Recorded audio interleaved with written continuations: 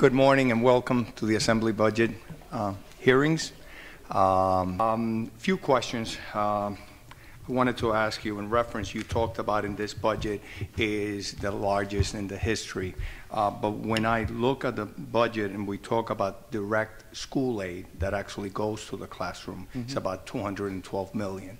That is still about $110 million or so less than fiscal year 10. Would you like to comment on that aspect of it? Sure. I'm going to make sure we're working with the same set of figures, Mr. Chairman. The total amount of state aid, that's categorical, that's equalization aid, adjustment aid, categorical aid, is in the zone of $7.8 billion. I'm looking for a sheet. Let me pull that up, if I might. The actual amount of money that districts will have to spend. I mean, there's a whole bunch of stuff under the line that, frankly, pensions and things that is managed at the, frankly, not managed directly by the department. But if we talk about formula aid, it's actually up $120.9 million year on year. Preschool education aid is up $14.6 million. The interdistrict choice aid is up about $14 million, and as I'm sure we'll talk about later when the Vice Chairman is asking questions, private school, non-public school aid is up $3 million year on year. So I very respectfully, I want to understand your numbers, but those are the numbers we've submitted. I do see them, and I do have those numbers here. But actually, in fiscal year 10, for those purposes, it was still like about $111 million more than the $212 million at this point in time. You're going to fiscal year 10. Correct. I was doing 12 versus 13. Got it. Okay, so I understand your question better. Thank you. Perhaps the following would be helpful information. So if you look at the history of funding in this administration and over the past three or 4 years, it tells a very interesting and nuanced story. So so again, starting from the present and going backwards, our proposal for your consideration is $7.825 billion. These are state dollars. I'm not including, local contributions, federal contributions. I'm just talking about this state dollars. If you go back to 2009, that was about about $70–80 million less. The state aid in 2009 was $70–80 million less. Now, 2010 is the interesting year, and I'm glad you asked the question, Mr. Chairman.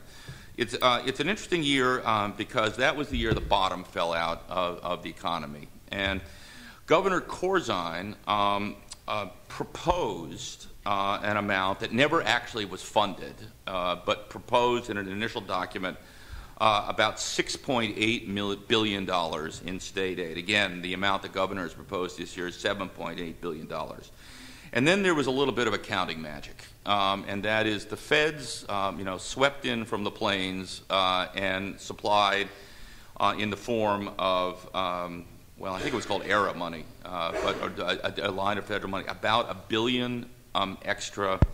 About $1 billion extra dollars to basically cover the gap. Now, here's what should have happened, and here's what did happen. What should have happened is those federal dollars should have been extended over 2 years to soften the extreme difficulty that everyone in the state was put under. But that didn't happen. Instead, districts were encouraged to spend that $1 billion all in 2010. So if you look at the actual money that was spent in fiscal year 2010, here's how it looks. The state aid was $7.4 billion. Again, that's about $400 million less than this governor has proposed. I'm sorry, the total, let me rephrase that. The total amount, state and federal, was $7.4, which is less than $400 million less than the governor has proposed.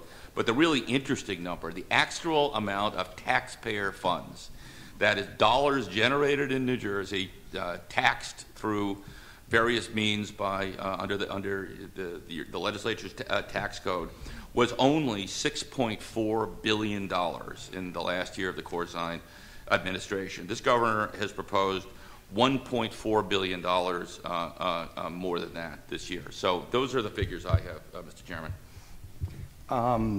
And I do understand where you're getting that, but obviously in that, when you talk about that budget, I believe they took away about over $450 million in surplus. So that's where that difference comes in about. But I think when you talk about education aid, it doesn't matter where it comes from. It actually, the teachers that are there or the children that are there don't know the difference that is coming from federally or the state. So my point is that if you're looking at education funding, this, we're still under that particular one. Can you talk about the indirect aid as opposed, I think that's over $400 million. Does that go to anything that puts any teachers in the classroom, buys any textbooks or any computers?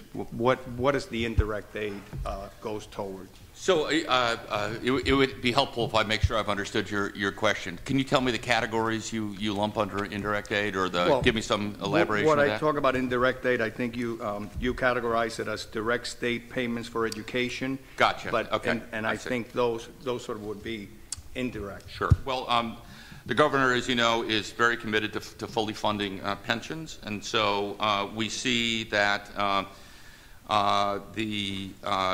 last year, $325 million was that is, I guess, the fiscal year that we're in, the one that's about to end on June 30th. $325 million was devoted to the teacher pension and annuity fund. This year, he's proposed that goes up to $664 million, an increase of $339 million.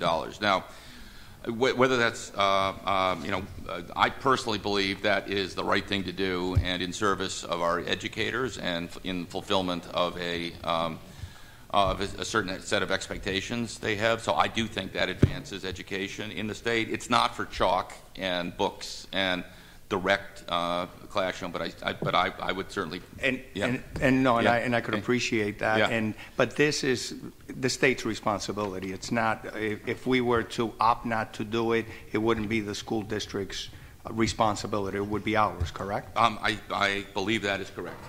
Yes. Okay.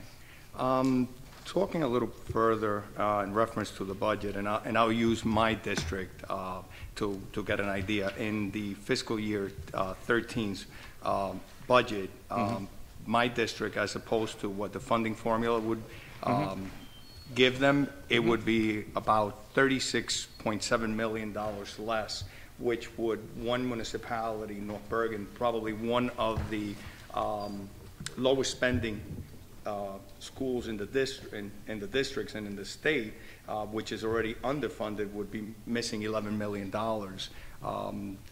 How do these schools that are already under the formula's adequacy for budget adequacy, how do they be able to operate given that they're so below what they are? They are getting, I guess, an increase, I suppose, from last year, but if you look at the funding formula, there's about almost $37 million that they're not getting. I think it depends a little bit, Mr. Chairman, on your frame of reference. I hope I am accurate in looking at the 32nd legislative district, and if I look at that as a whole,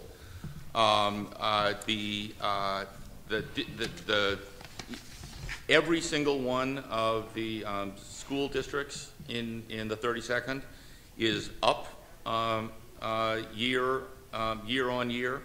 The total increase among those districts, which include, as you know, both Bergen and some Hudson, or Hudson and some Bergen, I should say more accurately, county representation, is about $8.3 million year on year. There are some of the districts, and I think that this is probably true for some of the Bergens in particular, were most drastically hit during the sort of years of financial exigency, particularly 2 years ago, and so you're seeing some very significant increases in percentage terms. Edgewater, for example, is up 22.6% in state aid year on year. And by the way, several of the factors, by the way, how did this happen, right? Well, your districts have extraordinarily high attendance rates. All the districts are at 100% or 99% attendance, so that proposed modification didn't make a difference. None of your districts are over adequacy, so that proposed modification didn't make a difference. So the particular areas you represent actually did quite well. No. And may I? No, go ahead. Okay. Go ahead. The larger point I'd like to make is the numbers you're quoting come from ELC and to a substantial degree from OLS, and I certainly don't mean to say anything disrespectful about either organization, but I want to be very careful that we're not misunderstanding something about this. The changes that we have proposed make sense on the merits. They are fair. They are consistent with the core purposes of the funding formula. They are a restoration for the formula. And moreover, they reflect I think, very reasonable effort to not do anything overnight, but to phase these changes in over the course of 5 years so nobody gets hammered or unduly rewarded, on a very short-term basis. So let's take, so when you talk about, we would be, I think you said 32 million to 36 million more. Yeah. You'd be $36 million. I don't know if I, of course, take your at face value, but I can't confirm that number. But assuming it's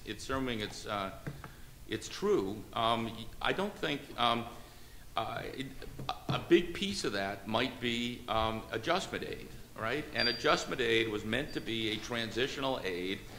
Camden today, for example, is getting is almost $50 million above adequacy. Yeah. Yes. But Commissioner, I think we might disagree, with some of the policy implementations. But regardless, we created a funding formula of 2008. Basically, the dollar followed the child. Yes. So regardless of that, you still have this underfunding. And how do they maintain their staff levels and for implementation of the core curriculum? Is that something that you and the governor looked at each district to make sure that that their core curriculum was being met with this underfunding? Here are a couple things. That we looked at. New Jersey funds at just about $18,000 per child. It sort of toggles back and forth with New York and Connecticut for being number 1, 2, or 3 in the highest funding in the nation.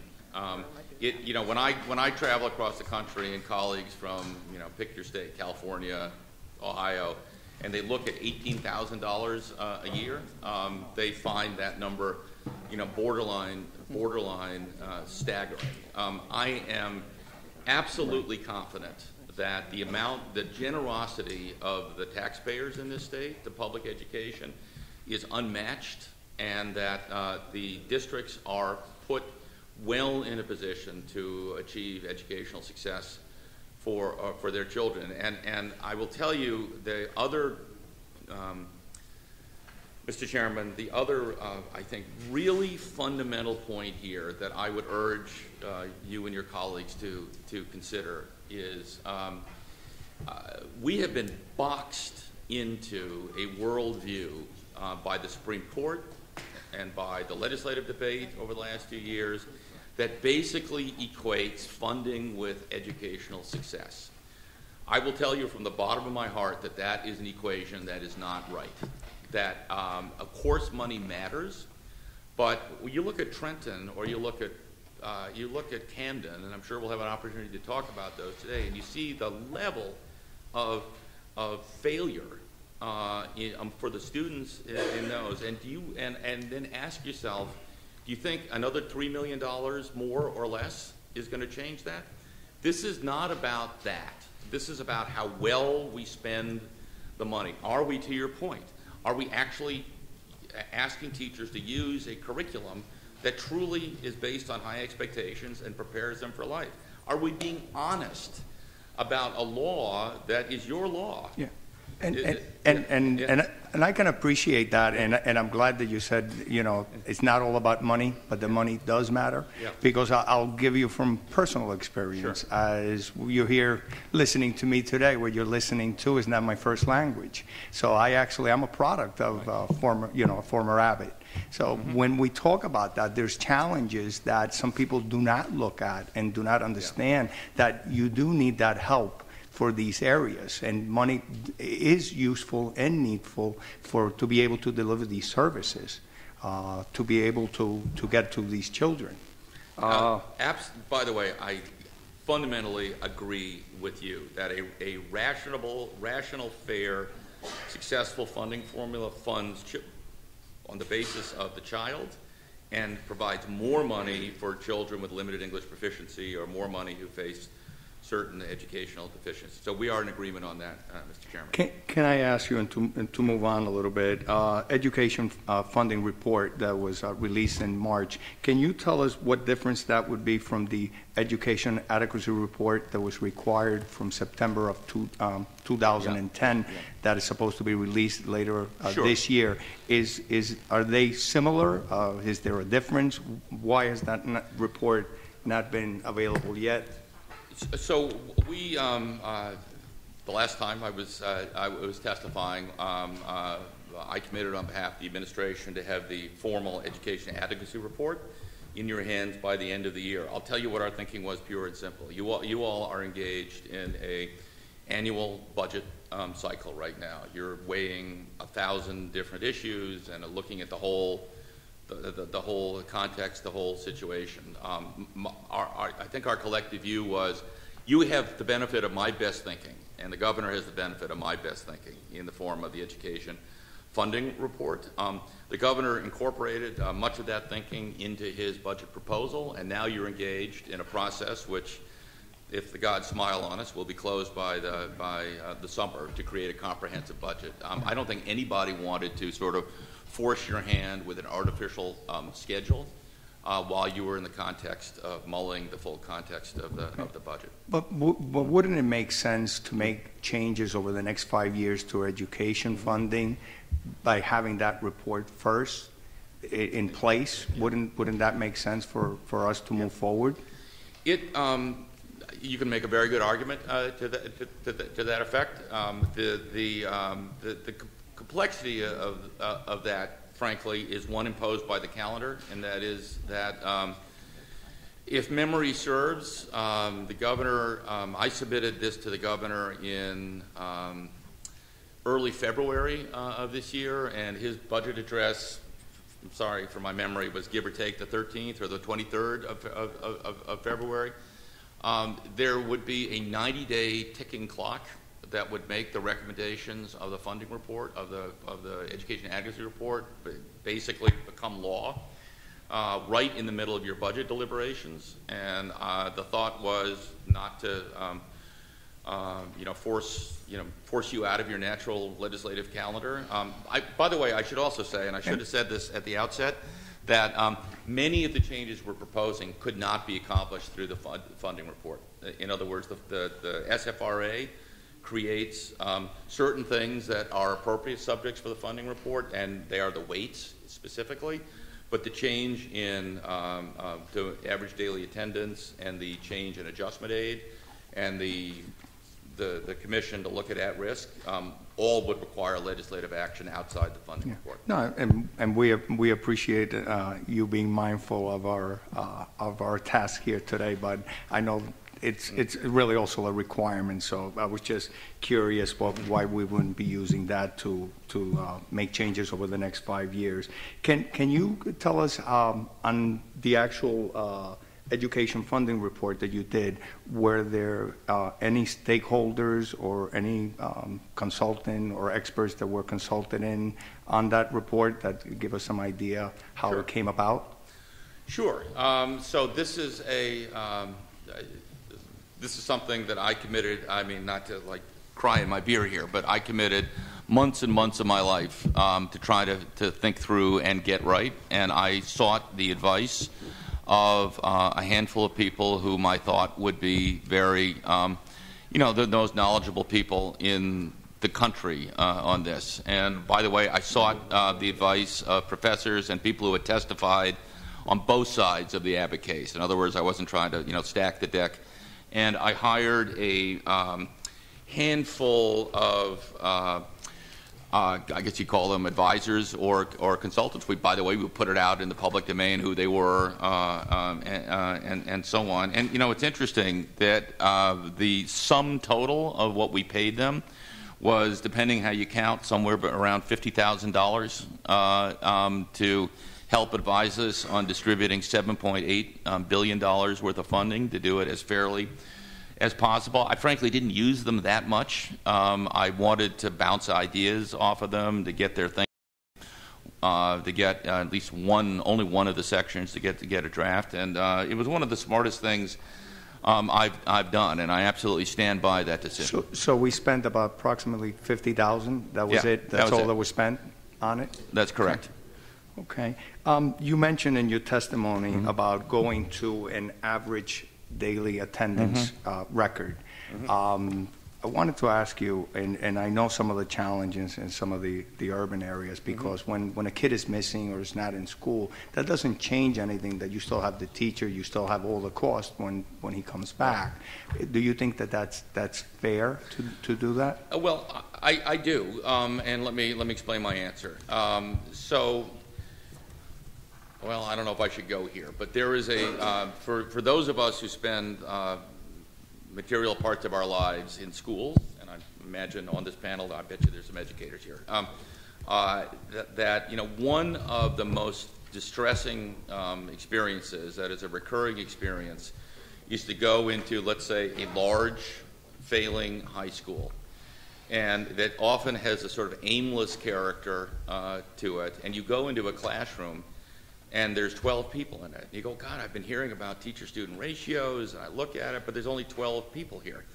And this is for those who have been involved in urban education, and it's not just urban, but in this state it's predominantly urban. It is a recurring phenomenon. And when you actually look, particularly in the high school, where attendance really drops, and you look at the delta between the number of children on the rolls and the number of children who are actually attending classes, it can be very, very distressing. I mean, in this state, for example, the true attendance rate extends from just under 100% to down to about 89.8%.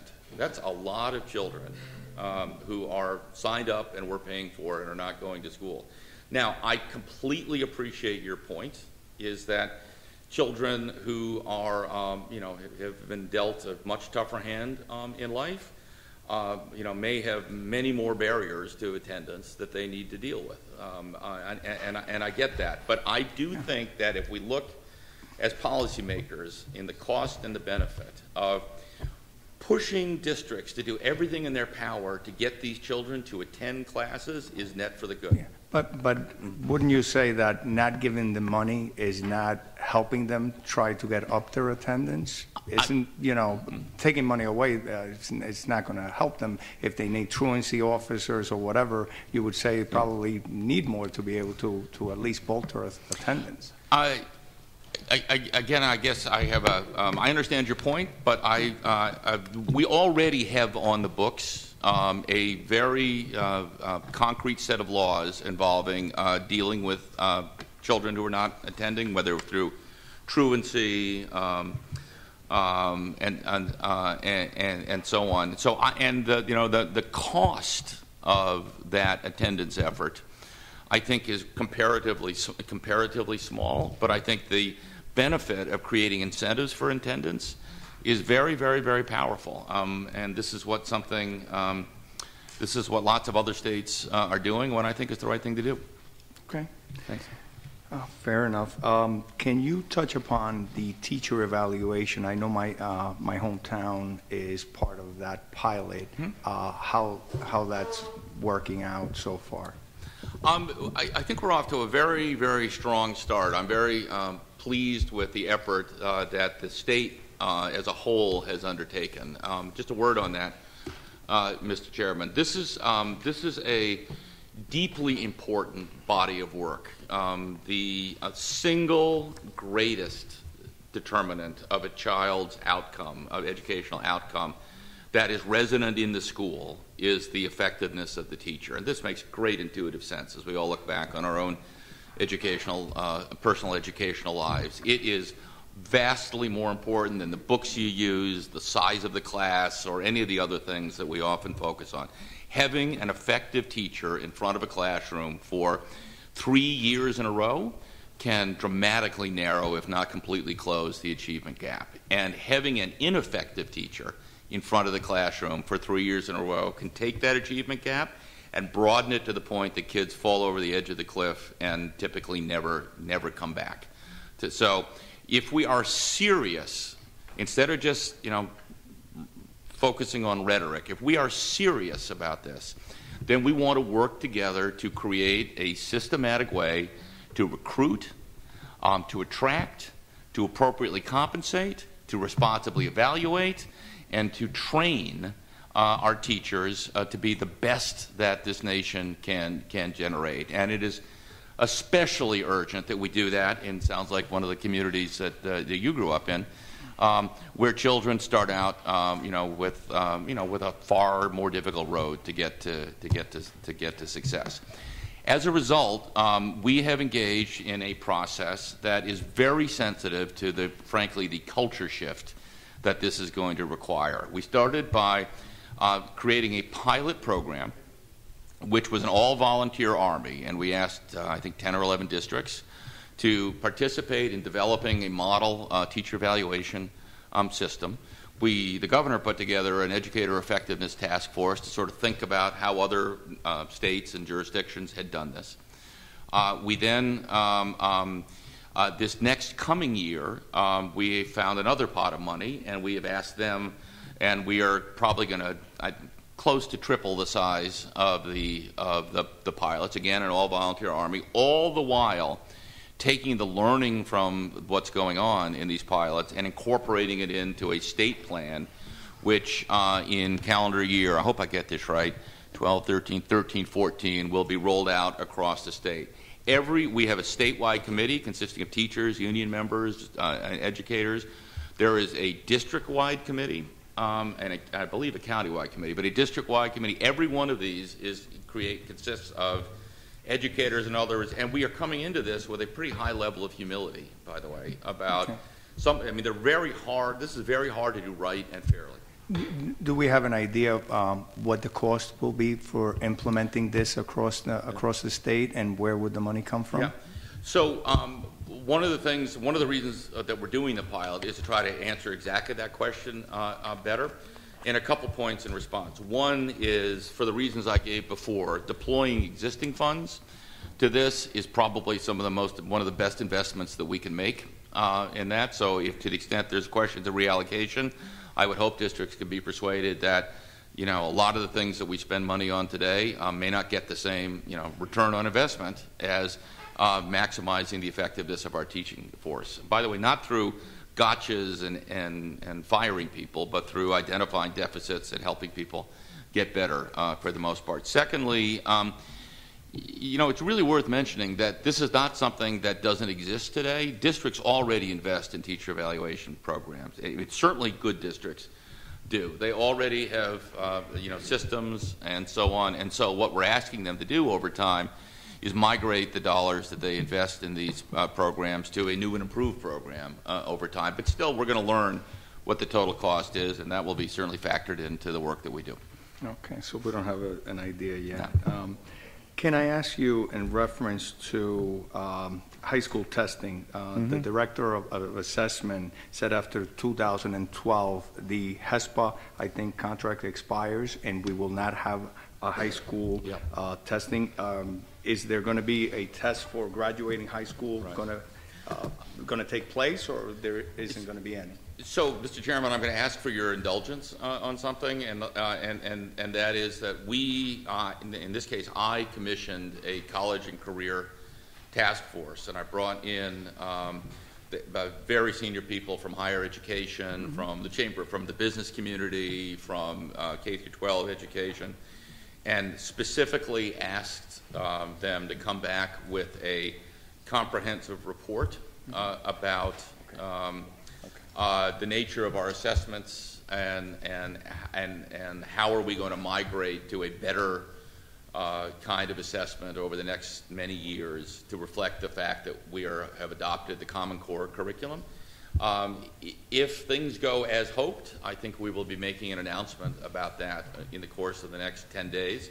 I will tell you that I am, in direct answer to your question, I don't think anybody should expect that we're going to pull the rug out of anybody and simply change without notice the expectations of children who are planning to take the HESPA this year and in the immediate future. We need to do an orderly, responsible transition where parents and children and teachers have lots of lead time to figure out what's the right thing to do. So the HESPA will stay in place until we have something else. Do we have an idea of what that might cost for implementation, planning, and for professional planning on it, and then implementation, what that may cost, just as in a ballpark? If you're, let me just understand the question. Is the cost associated with the actual development of the instrument itself? Developing a new test, correct.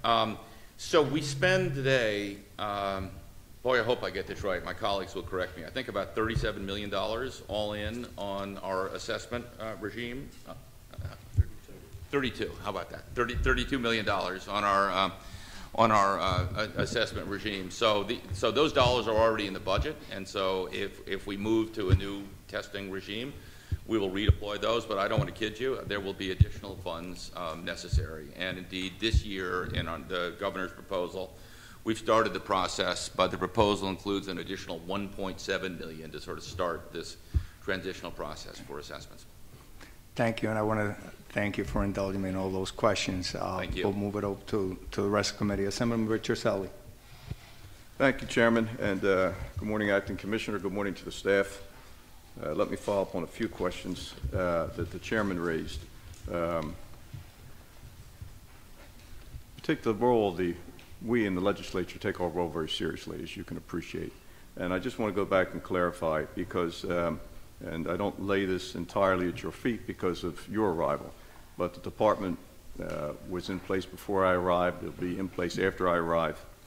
And the law provides, as adopted in 2007, that by September 1st, 2010, by September 1st, every 3 years thereafter, the governor, consultation with the Commissioner of Education, must submit the education adequacy report to the legislature. I heard you mention that to a small degree as to why that didn't happen. But I say to you, Acting Commissioner, through the chair, that that was done for a reason. We want to be an equal partner in participating in how things are done, especially with respect to the appropriation document, meaning the budget. And you correctly said that within that report, there are certain areas that the department has to function on its own, but there are certain areas that our participation is to be engaged, and that was the reason for the establishment of the requirement of the report. So in advance of your arrival, the department was in place. So what is the explanation as to why this report hasn't been generated? So interestingly, during the pendency of the last round of the Abbott litigation, the plaintiffs in that lawsuit, I think because they were concerned that the world would be turned upside down or changed in some way by the submission of an adequacy report, actually went to the court and sought an injunction from issuing the adequacy report. So in other words, it was, I can't speak to the period of time before that, it would have, but I can tell you that for the last, during the length of that litigation, the plaintiffs were actually seeking that it not go forward. Well, why, and through the chair, but I understand that side of the argument because you had mentioned that the department presently and the adjustments you're making to the funding formula in the areas in the weighted categories, and I always call them the building blocks of the foundation associated with the special issues associated with a particular child. This legislative process took into consideration the body you mentioned in their input. And what were they called again? Professional? The PJP. That's correct. The Professional Judgment Panel. That's correct. Yeah. And I recall with detail that their position was well known to the legislature, their interpretation of how those weighted areas should be funded. But there were other voices that weighed in as well, no pun intended, that the legislature took into consideration when we struck those first numbers. And that gets back to why this report is so important for this legislative process to understand these decisions you're making. Because it doesn't mean, and by the way, we may very well be supportive of the conclusions you've arrived at, but we feel like we're working in the dark. Right. And I say to you publicly, I've said it to you privately, I am a big proponent of public education. These questions I raised today will not be adversarial. They are questions related to budget and where we're going in policy. But I remain very supportive of the public education system. I think it's the great equalizer. And my concerns, as I'll touch on in a few of these questions, will be clear. The legislature took a lot of time coming out of a special session held long before you arrived to join us on property taxes and some of the things associated with it. And of course, education for a person's property tax bill, which are now at their highest level ever, although we take with some satisfaction the growth has been bridled somewhat. But generally, on average, 52% of everyone's property tax bill goes to education. It's a big investment on all of our parts because it's an important investment. Through the work done by then at the hand of Speaker Roberts at that point, a set of bills was developed which was known as the core legislation, C-O-R-E. And through that, one of the key components signed into law in April 2007 was a directive to the 21 executive county superintendents to present by March of 2010 a plan to regionalize and consolidate school districts within their respective counties into K-12 districts. What is the status of that? So initial work was done, again, as you kindly point out, before my time. But initial work was done on that. A sort of preliminary work plan, I guess, was generated. And then essentially they came back and said to take this to the next level would involve a very substantial infusion of funds, and it basically went dormant. And through the chair, so the law is adopted and signed has simply been set aside? Well, I think that we take the position that those first round of analyses was, sufficient to comply with the law. But I think you could very fairly ask. The whole point of studying something is to do something, and that additional work needs to be done, and that was not done. Yeah, and through the chair, with respect, I don't read the law that way. I mean, it was very specific in what it set out to do, because this is something that had been approached and discussed going back into probably the mid-'60s with regards to where we stand on these school districts, because unless something has changed, at the time that this law was struck, we had 282 elementary school districts that weren't participating in K-12. Has that changed at all? Not much. No. It becomes, through the chair, it's frustrating on the part of the legislative process. I mean, we're very specific of what we had hoped to accomplish here. Now, along those lines, through that core work, the superintendent position was developed, and I think at this point there are a number of them that are unfilled. What is the status of that apparatus into the field? Because I heard you speak about this new approach you're going to come up with, or you're implementing, and someone, Bonnie Watson-Coleman, is going to touch on that with some detail. What's the status of the superintendents? I'm not familiar with the term. I'm sorry. Maybe executive. I'm sorry. I know it as superintendents, okay. Executive superintendents. Yeah, we've always referred to it as superintendents. You're talking about executive county superintendents. That's correct. Yeah, I got That's it. Correct. Okay, thank you. I thought they were going to come out with a cape but by the way, we did too, because many of us raised the same question. But what is the status? It's part of the core package. Over the course of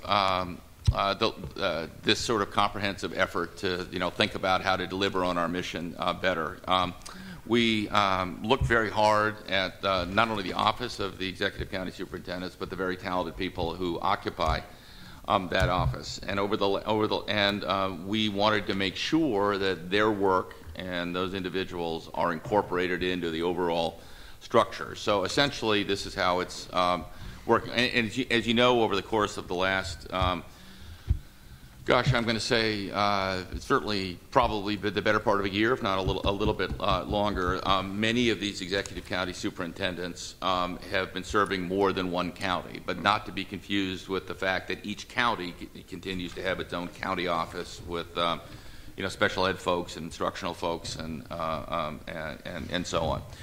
So, and again, not to minimize either the quality or the importance of the work, it still remains my central purpose to make sure all of our work is organized around getting more kids to graduate and increasing reading and math rates and so on. So by creating these regional achievement centers, it's really kind of a different breed of work. Each of these regional achievement centers will be led by an individual who is an expert in turning around failing schools. He will have math, individuals who are hired who are early childhood and reading experts and math experts and school culture experts and leadership principal advisors and so on. And all of that will be operating within the RAC on a separate path, but formally, I mean, I don't know about what the org chart looks like, but sort of essentially under the aegis of a single organization. The executive county superintendent role will continue.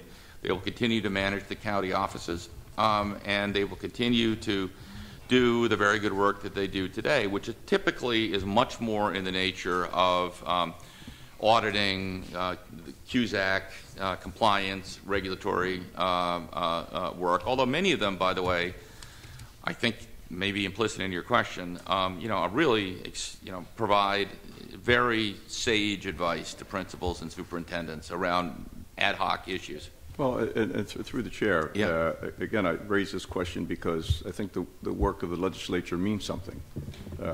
Deliberative body made up of 120 individuals trying to reach a conclusion, education being very important.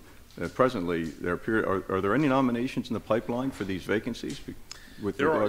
There, to my knowledge, are not. There are a number of individuals whose terms, and when I say number, a handful of individuals whose terms have expired and have remained on in place, but not as a new nomination while we build out and build this organization, which, by the way, we are committed to having in place by the next school year, by next September. And through the chair, it was a legislative process that concluded that we should have these executive superintendents in place for a reason. Yep. And I go back now because property taxes are a big issue that we grapple with constantly, and education is the one constant that drives this in large part. And it was a critical role in the view of the legislature for these county executive superintendents, whatever the term is, they come up with this plan to consolidate and regionalize so we could reduce the number of school districts in anticipation of savings, going back to the property tax issue. And you mentioned that it had reached you, and this predates you, so this is not any kind of criticism directed at you personally. This is more of a critique of a bureaucracy that often can get distracted quickly, and where we think we've set a course and suddenly we find the course to be abandoned. I'm curious as to what extraordinary costs would occur from this executive county superintendent looking around the area that he is responsible for governance of and coming up with a regionalization plan that could have at that point been presented to the voters as the rules called for. So have we abandoned the idea of getting these districts to consolidate so we have higher levels of efficiency?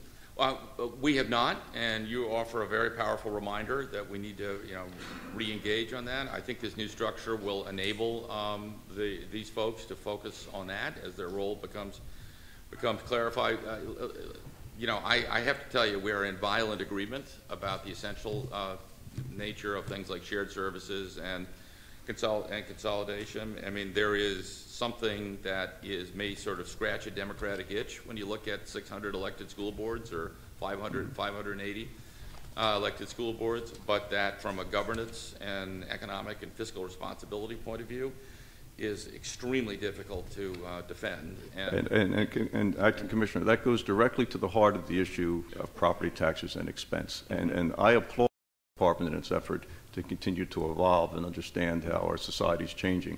But one thing is constant. We have too many school districts.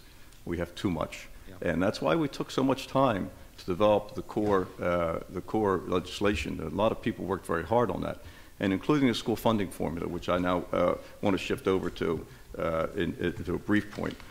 Because we have, as you mentioned, in some of our older school districts, enrollment has declined, population has shifted, that's going to happen. But we also have a handful of what are termed as super growth districts, where I'll give you an example. One I represent, the Kingsbury Regional School District, at a 13% increase. And if I'm not mistaken, Swedesboro, Woolwich, also nearby, had an 18% increase. And last year, in the school funding formula, as the administration was willing to exercise, those districts took a tremendous hit for students in their ranks that were not accounted for in any state financing whatsoever, which rippled directly onto the property tax bill and caused a great deal of pain. The governor had said publicly that if legislation was presented to him that allowed for an adjustment, which I think was probably would have been about a $4 million supplemental, that he would likely sign it. As it turns out, with bipartisan support in both houses to aid those districts, it didn't occur. And there was, the governor pocket vetoed that legislation. And there was some discussion back to the districts that, well, wait till you see this year's formula, you're going to be made whole. But that doesn't seem to have been the case. Can you offer a comment as to why these districts are stranded? Yes. So we have had an opportunity to talk about Swedesboro in particular. There are a handful of districts that are. There's only 12. We only show 12. 12. Yeah. Okay. Yeah. That have had. Was it your term hypergrowth or we're calling them super growth. Super unlike growth, the okay. superintendents, Okay. we're calling them super growth. And Swedesboro certainly is one of them. I mean, you know, it may. I don't want to kid you by saying that this solves your problem, but it may be worth noting that the year-on-year change is actually up. There's a 6.4% increase in aid to Swedesboro. Well, Acting Commissioner, it's good that something extra is going, but it doesn't make up last year, and it doesn't even cover this year. Yeah. And that's why, you know, I just bring this back to your attention. This is, you know, as you mentioned, how this is going to move around. Whether you're going, this doesn't include the weight issue. This just says these are kids in schools that aren't being paid for. So I will say this, and I don't want to go sort of beyond my charge here, but it is the case that there are a limited number of districts that have experienced super growth that are in a tough position because of that. And while we have, I believe, rationalized the formula and frankly returned to the formula in a way that is much more sensitive, indeed, you know, infinitely more sensitive than over the last several years to both increases and decreases. It is not going to take as large a dent as I'm sure you legitimately would like out of these limited number of districts that do that. So there are a couple ways to think about that. One is that's something that could be addressed in going back to your earlier line of questions into the adequacy report. You are quite accurate that there was a bill that I believe was, I believe it said that any district that had more than 13% growth since the SFRA was enacted would have a sort of a special funding dispensation, and that did not make it all the way through the process last year. Well, the Commissioner, the Acting Commissioner, it made it through both houses with bipartisan support. I was trying to be terribly diplomatic. Well, yeah, Okay. I understand too. You report too as well, and I respect that too. It was Bill number 83961, and you know, I thought it was a reasonable approach that we were on track with the guidance we were given by the governor to remedy what was an anomaly. I mean, Sure. it popped up, it came out of nowhere. But these communities are struggling.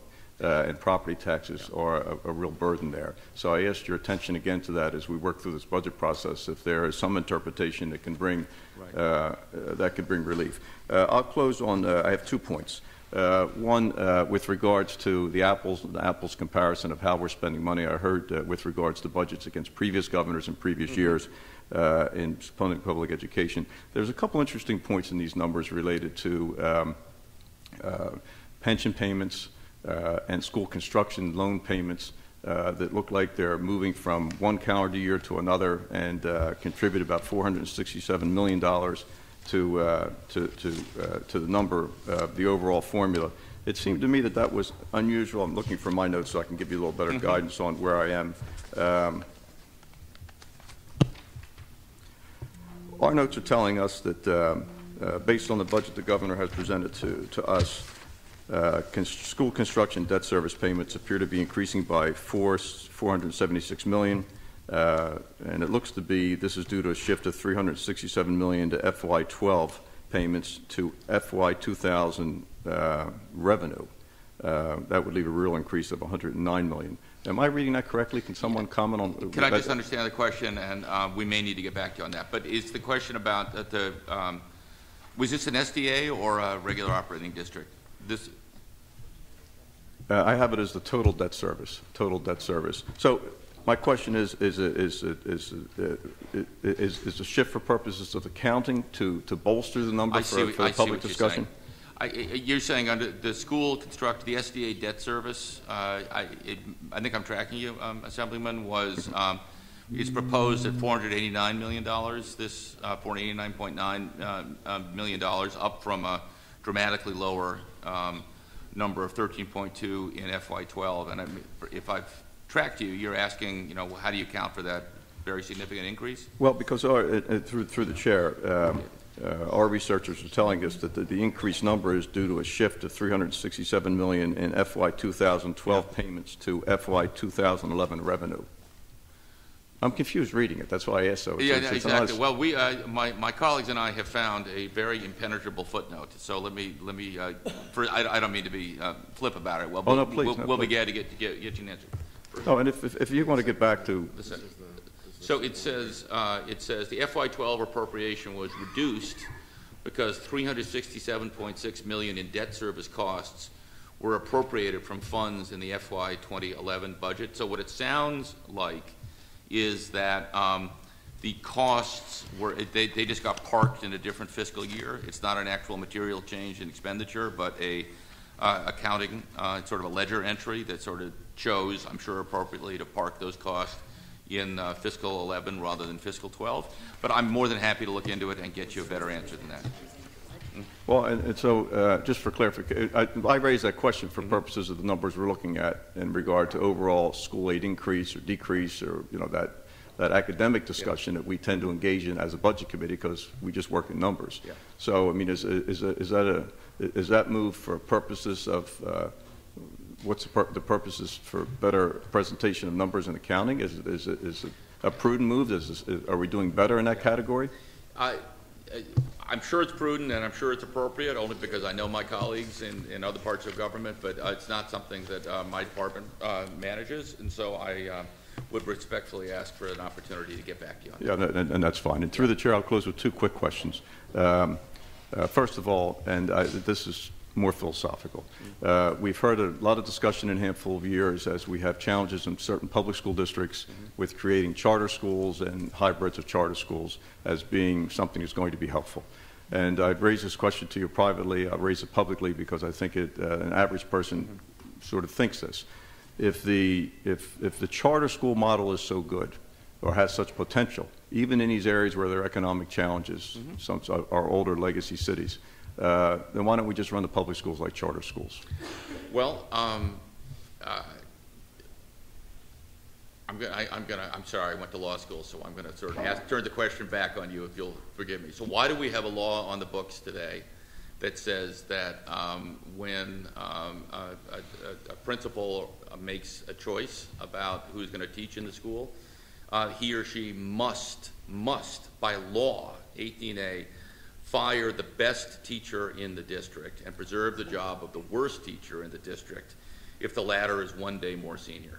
Well, and Acting Commissioner, I'll answer it this way. We have a law in the book that says we were supposed to, by 2010, have a plan out of the executive county superintendents that tell us that we should have consolidated and regionalized districts that do not have K through 12.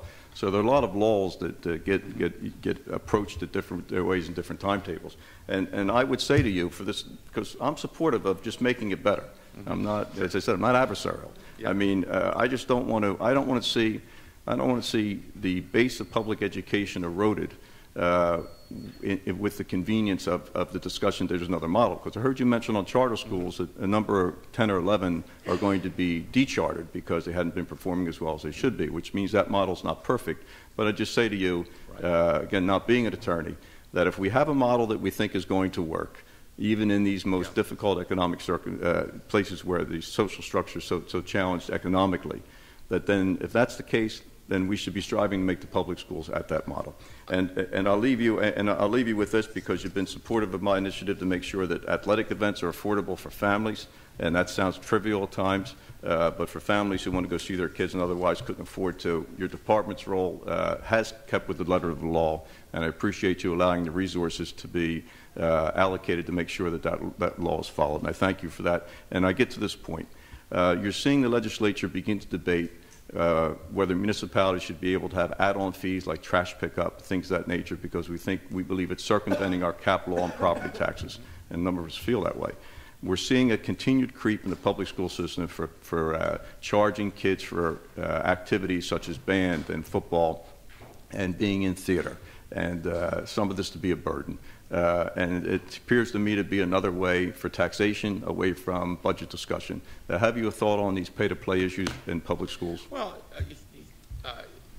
I'm not, I got to tell you, as a citizen, I'm not a fan of them. So, I mean, that's not necessarily a particularly official view. I have to say that I think we should all be struck by the dissonance of the amazingly generous amount of money that the taxpayers of this state, at all levels, by the way, invest in K through 12 education. I mean, when you talk about in the quote former abbots, we're talking about $21,000 per child per year, all in, and so I must end up with, which is really where I started, is that is a extraordinary amount of money. And have we really asked the questions, which frankly you're asking as well, are we spending that wisely? Are we charging fees for people because we haven't had the courage to do other sort of politically necessary things because they're just too hard to do? Well, sorry. Let me be more direct in my question through the chair. Has the department considered a directive to instruct school districts that charging for school activities an additional fee onto parents, which is nothing more than the taxes, the legislature is raising a voice about charging for trash pickup or that sort of municipal fees. Has the department considered an action in that area? Because it directly correlates to equal opportunity for kids against parents' ability to pay. To my knowledge, it is not, and I will give you what you may find a sort of philosophical reason for that. And sorry if we found one issue where we agree on so much, but I sort of deeply believe in sort of local autonomy on a matter like that, and things come to my desk all the time about something that someone considers an outrage or a bad thing, a discipline issue, someone didn't graduate or whatever the case may be. And I try very hard not to focus on what's right and what's wrong, and I go, these local folks ought to be in the position of making that call. And I'll close with this. I want to thank you. I want to thank you for your effort and your diligence. The department's been responsive when I've called upon them. I ask you to keep focus on these super growth districts, and I also say to you loud and clear, we want our adequacy report because we want to understand with detail, so then we can better participate in the rationale that you arrive at when you strike these numbers, so we don't sit here blind in those respects. So I don't ask for that because we think there's something hidden somewhere.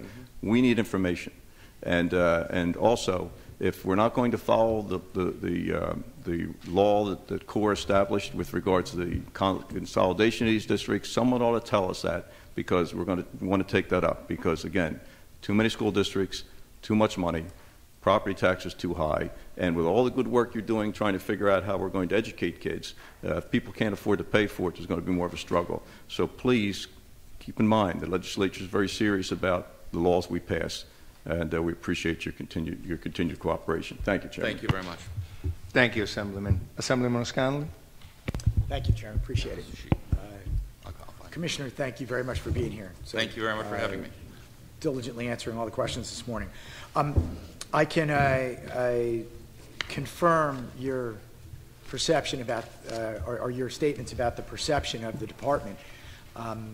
It's very unusual that we can unite management and labor over something, but both the teachers in our schools, management, the elected officials running the schools, they have over, and it's because of decades, I think, learned to perceive the department as more a hindrance than a help in actually educating our kids.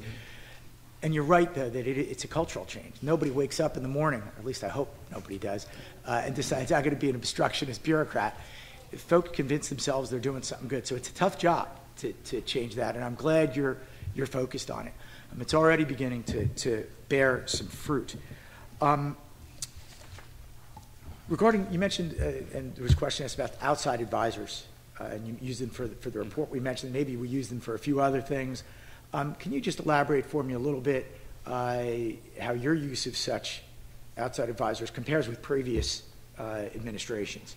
Oh, thank you. More or less. Yeah, it's actually the total numbers are down significantly from the McGreevy or the Cody or the Corzine administrations for these individuals. I mean, and by the way, going back to the Assemblyman's point, there is a law duly enacted by the legislature that basically allows for the use of individuals who are sort of temporary. That is, for example, you all passed a law that said you want every school board member to be evaluated, to have a background check done. So we need a way to hire some former law enforcement officials to go do that. Or, as you also know, that the state runs the School for the Deaf, the Katzenbach School, and you need a provision for a substitute teacher who may teach 5 days a year.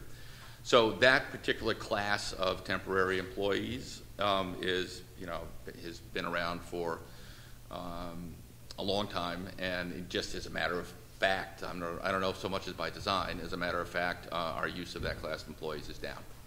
Okay. You're not forgoing the intelligence that comes along with these people. You're just making better use of those resources and spending less money doing it. Spending less money. But by the way, I don't know whether this is good or bad, but you don't pay pension, you don't pay a full year's salary, and that sort of thing. Okay, good. I just wanted that to understand relative to previous uses of those resources. The single day assessment of attendance versus the average daily level of attendance, that does sound logical to me, that we would go to an average versus single day. I think you said 9 other states, including us, or 10 other states use the. It would seem to me that would invite, I want to be delicate and generous here, manipulation, is as delicate as I could put it, of the system, right? And a single count day, absolutely. And because we have finite resources, if you have, and is it fairly common, do we know of that happens on a pretty regular basis, that some school systems really push to get attendance that one day? Is that? I would say that we do know. I would have to call it anecdotally, but there is no question. And by the way, we all believe in people are rational economic actors, including school districts and school boards and superintendents. Everyone knows. I mean, good ones. They know how the system works. It's like when you pay your taxes, right? You figure out, I'm going to do it right, but I'm going to do it according to the rules. Not me. I pay extra. I'm happy to do it. So sure, I mean, people take advantage of that, and by the way, I don't criticize them for that. That's our rule, but it is, I think, noteworthy that only 9 other states do it this way, and that and by the way, it doesn't need to be average daily attendance, which is the most sophisticated algorithm to use. It can be like 4 count days or 6 count days over the course of the year, just so something that reflects real attendance. So we're not sure yet what system we're going to migrate to? We are in the process of designing that, and my colleagues to the left are sort of leading the thinking about that, and we would certainly welcome any thoughts that you or your colleagues have. Okay. Appreciate that. I'll take you up on that. Lastly, the teacher evaluations, and this sort of gets back to perception as well. When this first was announced, teachers' evaluation, the teachers, legitimately good ones, were worried. This is something new. And I have to commend your department, and I guess I want to say it publicly so other folks can do this if they so choose. You've made your folks available to teachers in my district. Certainly in one of the towns that was in my district at the time. And despite the fact that teachers came in with a lot of trepidation over the program, your folks have been wonderfully responsive. And I think you used the word humility. That's been my experience in setting up calls between teachers and your people. The goal here isn't to just fire teachers, is it? It is absolutely not, and this is the hardest point to get across. And that's what I want to mention. So, go back to your college, philosophy course. The greatest good for the greatest number, right? Is one of the things that good government is supposed to do. There is no doubt in my mind that we advance the interests of children in this state far greater if we take average teachers and turn them to good teachers, and good teachers to turn them into great teachers, than if we quote exit. I'm not fond of that word. The bottom, the worst of the worst. This is absolutely about creating personalized learning plans for teachers, for giving them supports, for frankly, much of what we do, I know this is blasphemy, in the realm of professional development today is completely irrelevant to the mission of success in schools, to make sure that we craft supports around where they're succeeding and where they're failing. You may find, for example, that some teachers are, with the kind of information we're able to generate, much better with girls than boys, or much better with the top students than the bottom students, or much better with special ed students. And just having that information as a sort of management tool and as a way of designing professional development is really, really, really critical. So, there's a lot of propaganda on this subject, and I actually choose that word very deliberately. There are a lot of people who say things that are not true and knowing they're not true about this subject, but this is absolutely about honoring the reality that nothing else matters anywhere nearly as much as the effectiveness of the teachers in the classroom. And if we're serious about this and we put children's interests first, we are going to do everything in our power through laws, I request, and through regulations and through systems to recruit the best, compensate them in a way, incentivize them right, and give them, respect them. That's why Finland and Singapore are doing so well, by the way, is the teachers are the best and the brightest in the country and have the highest regard for the entire nation, as well as to evaluate. Now, I'm not saying that if you get teachers who are failing kids in an abject manner, that you shouldn't use that evaluation system to appropriately and fairly exit them from the system, but that is not the central purpose. Yeah, and I can vouch for that. And that's to the teachers out there. They should hear this loud and clear. I've been on those conference calls, and I've dealt with the teachers who are now participating in the pilot, and you really are succeeding in getting that message out there. You need to make sure that this is not used by anyone with a reasonable motive or just misunderstanding. That's not the case. It's not that we're going after teachers. It's that the administration seems very interested in helping making them better and improve their performance. I really appreciate that very much. Thanks. Thank you, Assemblyman.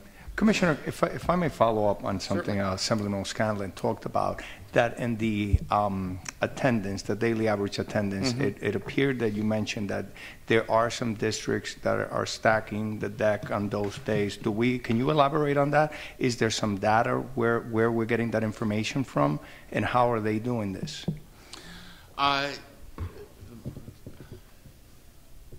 Well, there are a couple ways. There are a couple ways that they're doing it, and I don't have a briefcase full of like spreadsheets and reports about this. As I say, it's anecdotal, but there are ways that this is done. But for example, do we have data that backs that up? That actually says some of them are cheating? I don't know. It depends on what you call data. I have reports that absolutely. I mean, when you have certain incentives for children to register for school, for example, by a particular day, I think it is a provable fact that districts manage that process around October 15th. And I'd be happy to get you what I have. If you could, Sure. so we can distribute it to the committee. Sure. Thank you. You're welcome. Assemblyman Chair. Thank you, Chairman. Commissioner, it's a pleasure to see you It's again. a pleasure to see you too. I'd like to pick up on the Chairman's comments just a moment ago following my colleague and friend, Assemblyman O'Scanlan, in terms of the average daily attendance for just a moment, if you wouldn't mind. With your permission, Commissioner, if I could read you in testimony of the Education Law Center on Governor's proposed FY13 budget presented to this Budget Committee on March 19. With your permission? Please. Quote, in addition, the acting commissioner is proposing to calculate aid not on the basis of a district's enrollment count early in the school year, as the SFRA currently requires, but instead using a method known as, quote, average daily attendance, end quote. ADA, which is so discredited that few, if any, states use it, would deprive districts of the funding necessary to serve all students, end. Do most states use average daily attendance? I notice a disconnect between you and Education Law Center, which would be an understandable disconnect. Yeah. And I say that in respect to both. But I'm hearing conflicting information, which seems to, in both cases, be based upon fact. Well, I can tell you what I know, and that is that.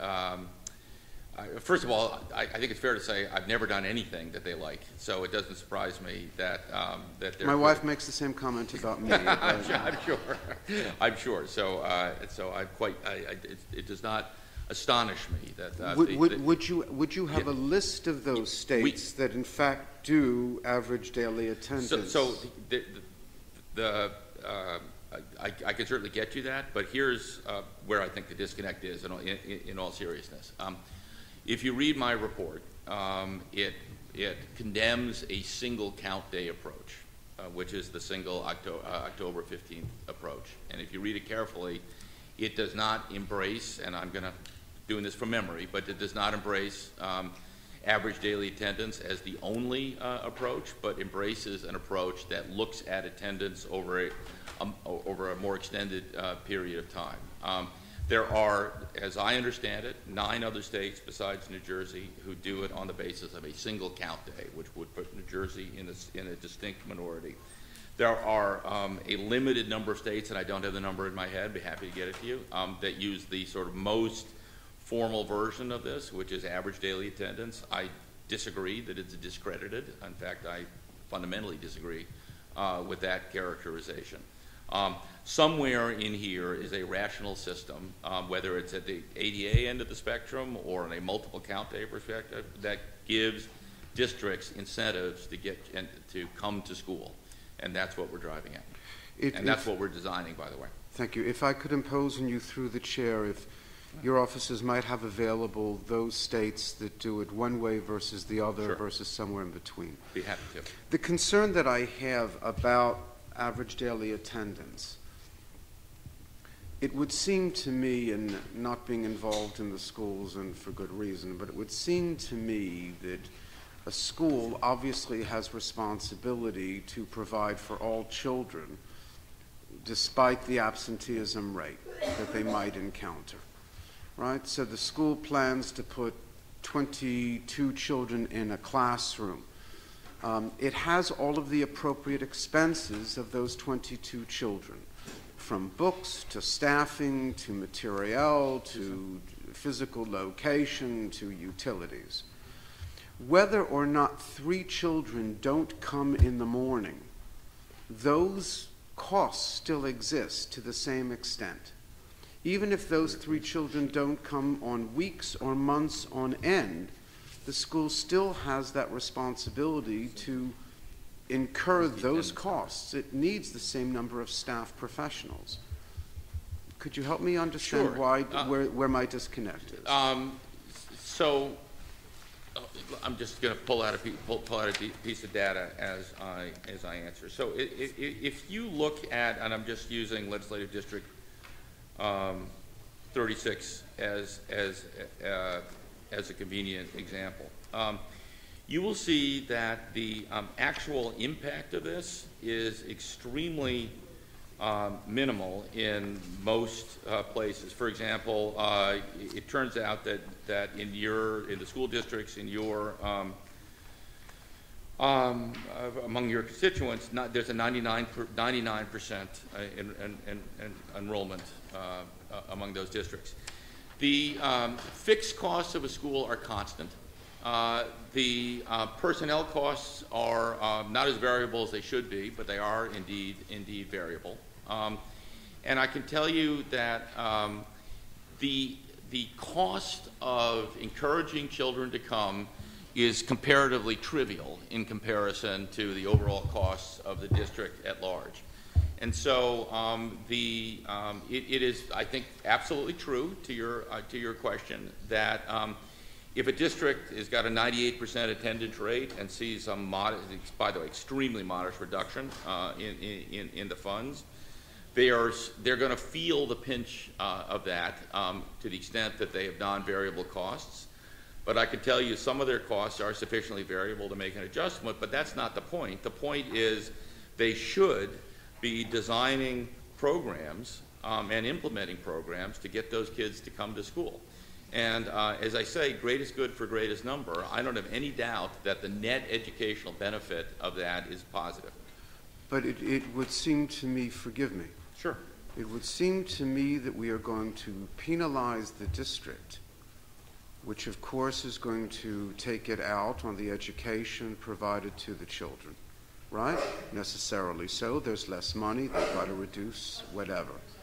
But the problem inherently is not with the beneficiaries of the educational system, but rather with the bureaucrats who are in charge of it, who oftentimes have been there for years and years and years. And is it reasonable to expect that they're going to make the necessary changes to create a system which is in fact and needs to be better than it is? Well, let me, we're having an interesting discussion. Let me give you an example as to why it might become reasonable. So if you'll hypothesize with me a school that's supposed to have 25 kids in a class, and in fact only 10 show up, right? So you've got two classes, each one with a teacher, each one serving 10 kids. This is a counterfactual hypothetical. I'm using it for purposes of This is forgive me, this would be considered an extraordinary example, would it not?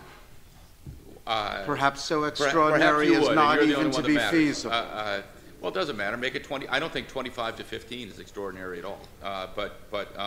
So there would be, that district then would say, well, if I've only got 10 kids from each class or 12 kids from each class, I'm going to combine them under a single teacher. That's the right ratio. You know what?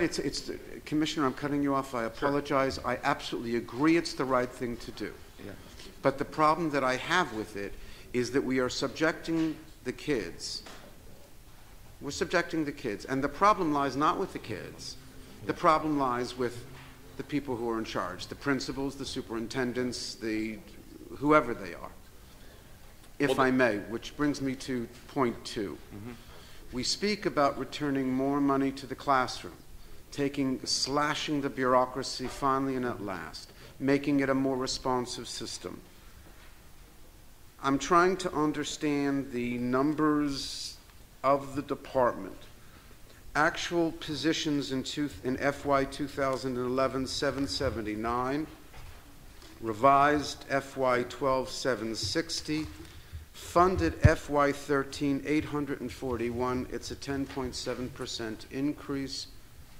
Are we walking the walk? Why are we increasing staff professionals by 10.7? We are very much walking the walk. The number of appropriated positions is actually down year on year. I believe, with respect, I believe you're combining both funded positions and vacant positions. Well, I'm actually looking at, forgive me, what the Office of Legislative Services shared with us, which is precisely the same thing which they shared with your good offices. Right. So let me get those numbers out because they are, with respect, slightly confusing. So you're looking at a document. Yeah, exactly. So if you look at the personnel summary in the OLS document that says positions by funding source, are we looking at the same page? The column that says funded FY 2013 is the recommended, that is the budget proposal. That is the number which sums to 841. And the column before it says revised FY12 is not the recommended or the appropriated number. Those are the actual filled positions. So the question is, why are we, I mean, we survived with 760 employees in FY12. Why are we increasing that by 81 positions? Well, in all fairness, I don't think that that's the right comparison. And let me try to explain my answer. So first of all, the funded level is down overall from 862 to 841. A significant number of the unfilled position are ordinary things, like someone's on maternity leave or on leave. The second is that we are in the midst of a major restructuring. We talked about moving from the existing structure to the regional operating center. So we have deliberately not filled a number of positions as we prepare to pull the lever to make that change. Many of these positions, by the way, I believe it's approaching 40 of these positions are exactly that. They're in the regional achievement center or the county office position. So I can assure you that we are prepared to spend less money and on fewer positions next year than is in our FY12 budget, but that we have delayed a material amount of hiring in order to get the right people in the right seats on the bus at the right time. I appreciate everything that you're saying. I hear you very loud and strong. I'm still trying to translate it to a local level. If in fact any of the superintendents in my district came to me and said the same thing, I think that I would necessarily wave the flag of increased bureaucratization, more and more levels of unnecessary government, where we need to be putting people into the classrooms, and we're creating more statisticians to create more reports that are read by fewer and fewer people. Well, where we have a lively debate and perhaps a respectful disagreement is that I am motivated by exactly that concern and how we're proposing to restructure the organization to have fewer people engaged in audits and compliance and the stuff that does not, as has been observed, drive student achievement. On the other hand, as long as I'm here, I'm not prepared to preside over the schools in a state where we have 100 schools where 30% of the kids can read, and we are redeploying our resources towards that. And you will judge me as to whether or not this redeployment makes a difference. But that's what we're setting out to do. Next question, if I may. Like my colleagues, I'm trying to get a handle in terms of exactly what each district is proposed to receive in the future, next year. I'm getting one set of numbers from one group, another set of numbers from another group. Does the department have a list that you might be able to share with us, district by district, exactly who is proposed to get what? We absolutely do, and if we haven't done it already, shame on us, and I'd be prepared to give it to you. I wouldn't be so quick to accept blame. It could be that I didn't see it and it was just okay. There's a line that your department responded to OLS called school choice, up 64%, 22,268,000 versus proposed of 36,500,000. What is that, sir? I'm quite confident that is the interdistrict choice program. Okay. And we're suggesting such a dramatic increase. There is it's going from about 1,900 children to roughly 3,500 students. Okay. It is a 3,356 to be precise. So this has turned out to be one of the more important initiatives that this administration has focused on. The number of districts that are availing themselves of this is doubling. Well, it's increasing at an exponential level, and it is providing, what I think we all believe in which is to give, parents the opportunity to have an expanded array of choices, and it's obviously mutually beneficial because the districts that are taking these children on believe it is, good for them in other ways as well. It's so unfair when someone takes a walk into the lion's den unknowing.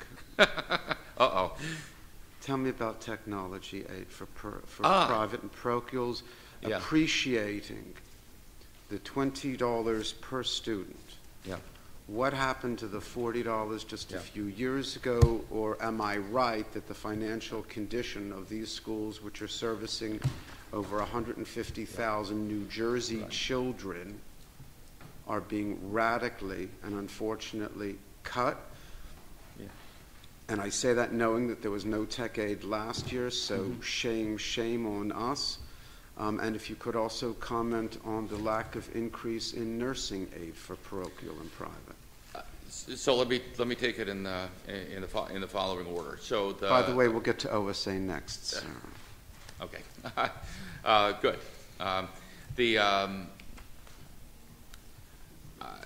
The elimination of technology aid traces back to the Corzine administration. That, as I look at it, the first year it got zeroed out was in the fiscal 2010 budget, and you are quite right that over the course of the last 2 years, this administration, despite some shall we say, very effective advocacy, was not able to restore those funds. I was very pleased that the governor's proposal starts the process of restoration with adding $3 million. I believe $3 million out of the 9 that you had so effectively advocated for, but it's a material piece of that.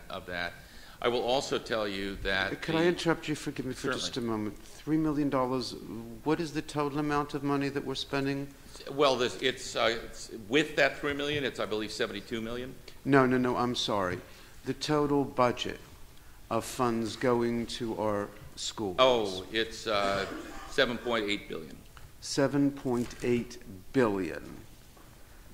I'm sorry. If you wouldn't mind continuing. I just wanted to juxtapose... $3 million versus I'm sorry, that was 7 point? It's just under $8 billion. I'm going to help you make your point, yes. You wouldn't know the percentage of that, would you? I'm not that quick. Oh, on the contrary, Mr. Commissioner, you certainly are. It's measured, with there are a number of zeros after, I'm sure, the decimal point. Please, continue, sir, if you wouldn't mind. Yeah. So, I'm sorry, you're asking me the percentage of $3 million over $8 billion? Yeah. About 1/10 of a percent. 1/10 of 1%, and this is the total school funding going to 150,000 New Jersey children. Well, in fairness, and this probably helps you. Fairness is a fascinating word to use after those percentages, Mr. The total amount going to non-public aid is, I believe, $82 million. Why isn't it more? Why isn't there money for a nursing program? We're talking about schools closing each and every year. The impact of them closing obviously is 50% of such students go to public schools versus the additional 50%, according to everything that I've read, and I'm sure you as well, go to another private or parochial at an average cost of $14.5 or $12.5 or $18.5 thousand. So here's I don't know what the outcome of this formula I'm about to suggest is, but I think we may both be interested in it. We spend about 1% of our total budget on non-public education.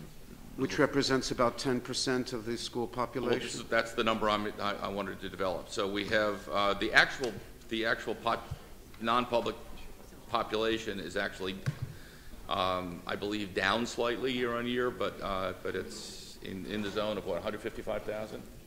About 155,000. About 8.6%. I'm sorry? About 8.6%. About 8.6%, right. So I think this comes down to, there's two ways to look at this, Assemblyman. One is that this is a very generous contribution to folks who have decided not to partake of public schools. And the other way to look at it, as you look at it, is to say that there is not equity between our funding of non-public schools and public schools. Any way you do the math, it confirms that point. And in terms of the department, and in terms of this governor, which view is subscribed to? Well, the basic view of this department and of I think I speak for the government for the administration as a whole, is that I don't think it's right to equate for these purposes non-public and public schools. After all, non-public schools charge tuition. They fund most of their personnel costs through tuition. It is entirely fair for line items such as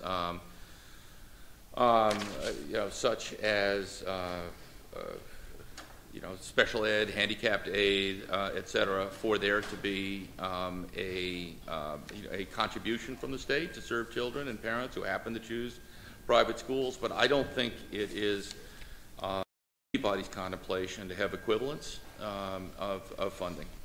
Equivalence, certainly not, which is why it's restricted to two areas in terms of our discussion, one being technology aid, the other being in terms of nursing aid, which hasn't changed in over, I think, 12 or 15 years. And I'm concerned, and I will admit that to you, and you and I have spoken privately, and I have tremendously enjoyed those conversations, and I frankly enjoy your leadership of this department. But I don't understand, out of a budget of almost $8 billion, why an additional 6 or 7 million is going to break the bank. It's an accounting error, but it will make the total difference whether or not some of these schools are able to somehow hang on, or in fact 50% of their students, when they close, will go to the public system. And I graduated the public school system like so many of us, but they will go to the public school system at infinitely greater cost to the taxpayer than these two programs funded at 100%. If I could, two questions, and let me ask them both to you if I may. And I don't mean to put you on the spot, and I say that sincerely. You spoke about results. We need to aim for results, right? What results are we aiming for? A graduation rate, a number of kids who go to college rate, a number of kids who get employment rate, a number of kids who go to vocational schools or trade schools or join unions rate. Right. How will you, 20 years from now, look back upon your tenure here? Well, that is, I have to say, I am grateful for the question, because that's not a question that gets asked often enough, and it is the question that we started with when we went down this path of thinking about restructuring and so on. So here's how I define it. We will know that we have succeeded when every child in this state, regardless of whether his parent comes from another country, regardless of whether he or she was born into poverty, graduates from high school, and I'll explain why that is significant in a moment, and has acquired the skills and knowledge that prepare him or her for the next phase of his or her education. Now, that doesn't mean inevitably going to Princeton or other undergraduate institution. It may mean going for a technical training or some kind of professional school. But there are several things that we know that inform that. One is high school graduation is not only positively correlated, but scarily positively correlated with getting with your lifetime earnings. I mean, it's worth, like, I think $1 million to have a high school degree over the course of a life. Don't quote me on that, but it's worth a very significant amount of money. It is positively correlated with your contact with the judiciary system, whether through incarceration or arrest and so on. It is positively correlated with health and mortality rates. Getting to and through high school is an incredibly, urgently important phenomenon. Now, then the next question is, you know, anybody can sort of park him or herself for the requisite number of years, record the hours, and get a degree at the end. The question is, what must you have achieved in terms of knowledge and skills for us to feel ready for that? And here, you'll have to forgive an old history teacher. You know, I taught history for 4 years and a long time ago, but our economy has changed in a very, very dramatic way. It used to be certainly on my parents' generation, that in the years after World War II and beyond, you could earn a very nice living and acquire and grow into the middle class and own a home by working on an assembly line at GM. That it was a industrial-based economy. We have migrated, not only because of the competition from overseas, but also just because of the nature of the world, into a service-based economy and a knowledge-based economy. And simply to have graduated from high school with the skills to get through it is not good enough. You must have acquired skills that prepare you for a higher level of learning. And when this state, I thought very courageously, and this governor and the State Board of Education adopted what's called the Common Core curriculum, it was a recognition that, and by the way, as have 46 other states now as well, we were one of the early adopters. It is a recognition that we have to set the bar at a place where children graduate ready ready to move on and prepared to move on with those skills. Last question. Yeah. Thank you. Last question. How do you, the vision coming out of Washington by Secretary Duncan, how does your vision compare to that? In education, yes, of course, in education. You know, one of the least remarked on realities in American public life today is the congruence between President Obama and Secretary Duncan and Governor Christie on matters of education. It is. It used to be. And I hope you'll let me say this tongue-in-cheek, as a person who is a registered Democrat. Me too, by the way. Tongue-in-cheek? No. No. That true education reform used to be predominantly the province of the other party. That is no longer the case. I would bring your attention to an organization called Democrats for Education Reform. All of the main things that I am advocating for on behalf of the governor, that he is advocating for on behalf of the state, are in almost perfect alignment with what Secretary Duncan and the president are arguing for in the realm of education reform. You go right down the list. The people who are being left behind are people who have always sort of controlled the discussion and sort of locked it into a very uncreative, status quo-based way of looking at the world. Mr. Commissioner, thank you so very, very much. You. At your pleasure, if you wouldn't mind, those things that we did speak about. If you We'll wouldn't happily mind do so. forwarding. Thank you. And I'm most appreciative for your time and for your leadership. Thank you, Mr. Chairman. Thank you, Assemblyman. Commissioner, just for a little point for everybody, we're going to break around 1. Would you need a break right now? Oh, or you're we're gonna break? incredibly kind, but I'm fine. Thank You're you so fine? much. Okay, thank you so much. Assemblywoman Watson-Coleman? Thank you, Mr. Chairman. Good afternoon to you, Acting Good afternoon. Commissioners. Very nice to see you. Nice to and see to you. meet you. Assemblyman Scher asked you a question that was right on the tip of my tongue, and that was basically, at the end of the day, what are you going to define success to be? And I actually think that that's a wonderful definition that you shared. And I've listened very closely to the activities and the engagements of the department in order to, I believe, get there. And a lot of it is the reorganization, a reapplication of people in your level, in the department's level. I am really interested in knowing, how does that drill down to that child in that seat? And what is it specifically that's going to happen differently for that child Right. than has been happening. Because, and then I want to, in the districts where we need this, because I did have some questions regarding sort of just how you're categorizing districts now. Mm-hmm. You know, are they high performance, focus districts, poor performance? So why don't I start with that? And how many are in Right. each of those categories? Sure. And then we can talk about how Yeah. you're going to really apply your resources, I am sure, to those who are in Good. need. Two rich topics, so thank you for the questions. First, one of the problems with No Child Left Behind, by the way, there were a lot of good aspects of it, but one of the problems was that it essentially divided the world into two categories. You are a failing school or you are not a failing school. Failing being defined by whether you failed, there are a lot of acronyms in this business, but AYP, average yearly progress.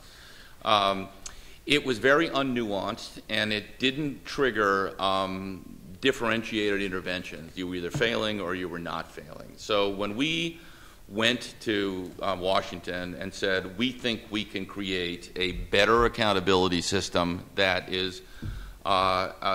will enable us to have differentiated interventions based on a much more sort of nuanced approach to what what the needs were, we ended up with a system that essentially divides the world into four categories. And the unit of reference here, Assemblywoman, is the school as opposed to the district. And so we have taken all 2,500 of our schools, and the bottom 5% of the schools, we call them priority schools. And these are schools that are, essentially if you did a league table, if you will, and you looked at the percentage of kids who were reading, it's a complicated mathematical formula, but it's essentially the sort of bottom performing schools. These are schools that have fewer than 75% of the children graduating. So that turns out to be about, I'm going to be imprecise, but 70 to 75 schools out of 2,500 schools in the state. At the very top end are something called reward schools. And these are the top schools in the state. And these, you can be a reward school based on two different categories. You can be a reward school based on high absolute performance, or you can be a reward school based on really outsized improvements over time, growth in particular. And there are roughly 115 reward schools in the state, and they're eligible for rewards, frankly, not both psychic and financial. Moving back to the other end of the spectrum, the next category are focus schools. And focus schools are schools that, while they're not in the bottom in an absolute sense, are demonstrating the largest gaps in the state between subgroups. For example, between impoverished children and children born to more advantaged circumstances, or children of a particular demographic group and children of another demographic group. And this is intended, and that I believe is about 177 schools, if memory serves. I can get you the number, but it's in that it's in that zone. These are so-called focus schools, and the purpose of this category is there are many, and this is one of the constant sources of frustration in my professional life. There are many schools and districts who would love, almost smugly, to pat themselves on the back about how well they're doing. But when you actually look behind the numbers, you'll see that somewhere down there on the third floor or in the basement or somewhere is a bunch of kids who are really not at all performing well. And yes, they've got their AP students and who go to great colleges and so on, but there's a group of kids who are not, I don't mean in a conscious way, but are hidden from view in the statistics. And this category is intended to identify those schools. And then the fourth category and the largest category are uncategorized schools. They are schools that are literally defined by what they're not. They're not in any of those three categories. So are those schools that you just sort of watch, you don't have to touch, you don't need monitors, you don't need extra accountability. These kids are the majority of the okay performing. They're meeting their sort of at least minimum expectations. In a sense, yes. So here, let me start with that, because now I'm going to migrate to your opening question, which is what do we actually do that affects student? Yes, please. The other thing I want to know is this. Does this category include charter schools? When you look at these, yes, charter schools fall into these categories also: priority, focus, uncategorized, and reward schools? Yes. Okay. And a big difference from my point of view, and I'm probably stepping where I shouldn't, is that as far as I'm concerned, if a school is a priority school and it's a traditional public school, we should do everything we can to fix it before we look at more extreme approaches. But for a charter school, if it is a priority school, I think the presumption is that we pull the ticket. Because the whole deal with charter schools is a trade of accountability for, you get greater liberty to develop independent of rules and collective bargaining agreements and so on, but you've got to perform for your kids. Let me just ask you about that a little bit, because this is a new category. So as of right. September, this category is employed? Yes. Okay. So right now, is a charter school basically still under, or even a public school, the categories of, or the expectations of No Child Left Behind? For instance, yes, if a charter school met the criteria of either reducing their deficiency proficiency number or percentage for 2 years in a row, No Child Left Behind kind of dealt with them like, okay, unless you are not getting it someplace in some other content area, you're kind of okay for the moment. Is that right? I want to make sure I'm tracking you carefully with regard to charter schools. Yeah. In particular. Boy, that's an interesting question, because under the new regime, there's no question that charter schools are subject to the same analysis and labels as traditional schools. Under the pre-existing regime, I don't know. Maybe which would be what they're currently under, right? Correct. Correct. Yeah. They certainly are evaluated under, were evaluated under the rubric of No Child Left Behind. It's probably the case, and I'm going to want to confirm this for you, it's probably the case they were given AYP failing or non-failing status. But if they weren't given that status. Yeah, they were, actually. I'm sure they were. Yeah. If they weren't given that status, because I do have a school in mind, and they were meeting this sort of improvement for 2 years in a row. Right. Would there be other reasons? Would sure. there be other reasons to, say to that charter school, you've got to close? Oh, sure. What would they kind of do? So they could be, there could be that they're running a deficit, that they have, serious fiscal issues, serious operational issues. There's been some issue with some compliance related issue. But I want to go back to the academic issue, which for me is, and I suspect. Can I just ask you one more question and get off of this? Yeah. What if the charter school is yearly improvements and current condition fared better than the traditional, similarly situated public schools? And they're not having fiscal issues. It's not an accountability, money accountability issue. Are there any other reasons? Well, there's a broad array of reasons that could be under the heading of fiscal, or under the heading of operational, or under the heading of compliance. But I think it's fair, in answer to your question, to divide it between academic reasons and sort of operational administrative reasons as well. And would they have had advanced knowledge that the department was having a problem with them, and that they should be doing ABC, or otherwise it'd be OUT? By statute, we have the ability to revoke a charter without notice or probation, and certainly when it comes down to a charter renewal, that is a process that does not require notice or probation. I suspect we may be having a conversation about a school in your district. Yeah.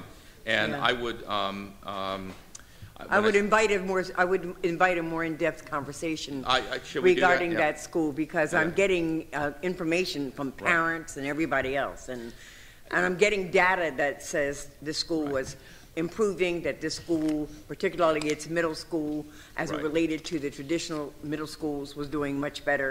That with you give them 5-year graduation rates, their sort of 4-year rate. Yeah. Which may not necessarily be the best way to look at it, because it is indeed an alternative to what wasn't working for those children before, is different if you look at it in terms of a 5-year rate. And because they think that they were just sort of caught out of the blue with this. So maybe it's a discussion you and I need to have offline. I would be delighted to do that. And in the meanwhile, perhaps we could send you my final letter to them, which lays out the sort of our analysis of the academic.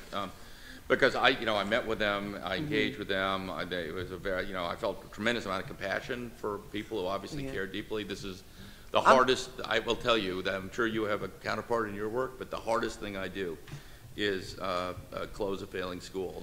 My biggest concern here is that the children that are being educated in that school failed miserably in the traditional school. And that was an alternative. So now what do we do with those kids? Was not this school providing a service to those children that they would ultimately not get, that they would be out on the streets doing the things that we see are happening in our communities and not getting any kind of an education?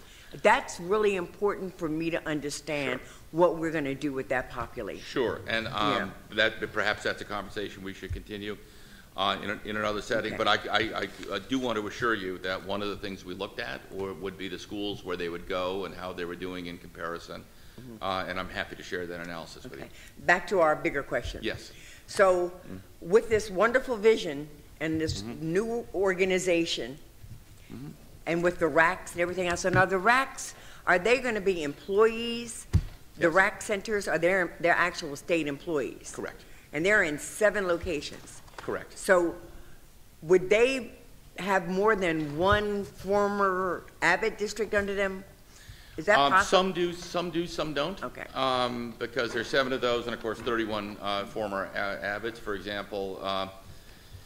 Boy, I'm doing this from memory, but for example, Essex might have Irvington and Newark and East Orange, and that would be under a single organization. So are you proposing to take people who are currently in your organization who have staff functions now and putting them into the RACs? Or is this a whole new cadre of people that are going to be hired? It's actually going to be both, meaning that these organizational units, so look at that, these organizational units will have a number of individuals who have been transferred from, the mothership, if you will, and a number of individuals who are hired specifically for their very specific work. I mean, we're looking to hire, reading experts and math experts and so on. I think that that's really a good idea to push out from the central organization and into the field with an attitude of supporting, helping, and not sort of overseeing and whipping up on kind of thing, but just to become part of the team and to make it happen. Now I want to know, I really, really, really want to know, how do we take our wonderful ideas and wonderful visions and organizations, and what specifically do we do that changes that child's educational benefit or receipt? How do I get a better education if I'm one of the sort of at-risk students in at-risk districts? So let's take, as a way to discuss this point, a priority school. Let's take a school of the sort of bottom echelon of performance. The Regional Achievement Director will be, and in fact the process has already started, looking at executing what we call 7 turnaround principles. And these 7 turnaround principles, again, I'd be more than happy to share you the particulars of those, but let me do some of them by memory. It starts with having an effective leader in the school, a leader that, and so we have asked already schools that are performing at this dismal level to identify principals who have been there for more than a short amount of time, and it's basically presumptively say you need a leadership change if nothing has happened. Secondly, we are creating a curriculum which consists of learning objectives and unit tests, and we are going to impose or mandate that this curriculum be employed at all levels of the school, starting immediately.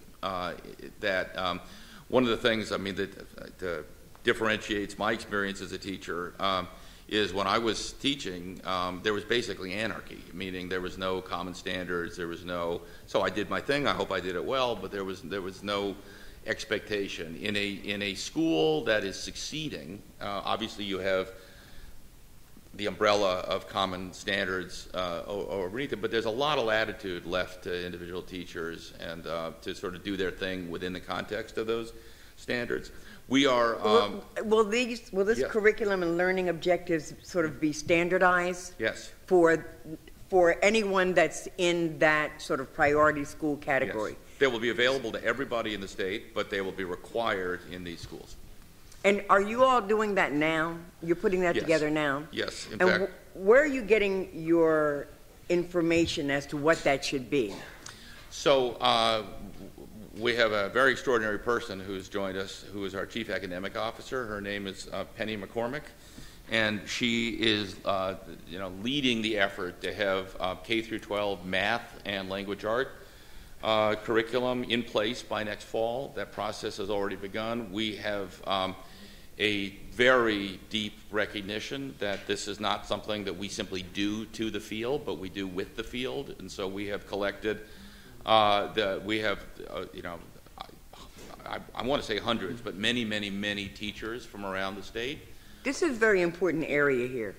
Mm-hmm. Where is she getting her sort of body of information as to what does and does not work? So and it's based on what evidence? Sure. So as you know, the new Common Core curriculum is based on a very comprehensive national research effort as to what children should know and be able to do, and that's sequenced over time. Most, in my judgment, of the large textbook manufacturers, are not, their existing product, if you will, is not equal to the task, and so we have put together groups of educators, both in the state, to develop the curriculum and do the research, and really right down to the lesson plans. In addition, we are looking at the work that's being done in other places. These curricula are being created in New York and Washington D.C. and lots of others. And obviously, we're working with Dorothy Strickland, who is on our board, who is not only a reading expert, but a person who is. When I say reading, I mean literacy expert, but also a person who is very conversant with curricula around the country that works. Sorry. Okay. Mm-hmm. So there's a new Common Core curriculum. Is that the federal curriculum? Is that the one that's coming from Washington? We're trained to be very careful not to say it's a national curriculum. This is created by the National Governors Association. 46 states got together and agreed on a common. Right. Yeah, right. So your curriculum / learning objectives, are they going to embrace this new Common Core curriculum? Absolutely. And in addition to that, you're going to put stuff on top of it? Yes, and so I'm not being facetious. This stuff is so complicated sometimes. It's the heart of it. It's the heart of it. What you teach is and how you teach. How you teach and what you teach. Is right. very, very, very important in addition to who teaches. So all of those need to converge in an improved system. So then when you develop this, teachers will be trained in this. When will all this take place? Because are you expecting to implement this stuff in September? We are expecting to, it's a multi-year implementation schedule, but a great deal of it will be ready for this September. So, a small piece is already in place, K through 2 math. So we've already had 300 training sessions across the state with our teachers. We've already. Who's training them? We are literacy and math experts, as well as literacy and math experts who've demonstrated to us their expertise and competence are being recruited into this massive training effort. So when you say your literacy and math experts, Yeah. are you talking about your employees? Yes. Okay. Yes. Are any outside vendors doing this? Well, I wouldn't say vendors, but I don't I've, know. Well, consultants, whatever we want to call them. Well, Non-state employees? we have had trainings run by a not-for-profit called the organization that built the new Common Core curriculum. A gentleman named David Coleman and Sandra Alberti and others have been involved in many of the trainings. We have called upon,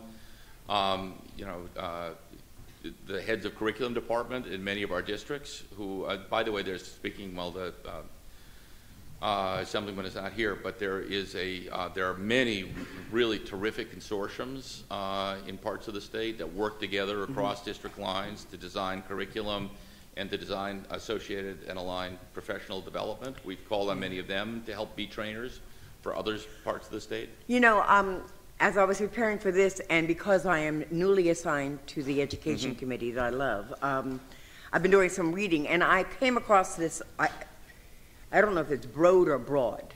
Are you familiar with that? It's spelled Broad, it's pronounced Broad. Good for me. Right.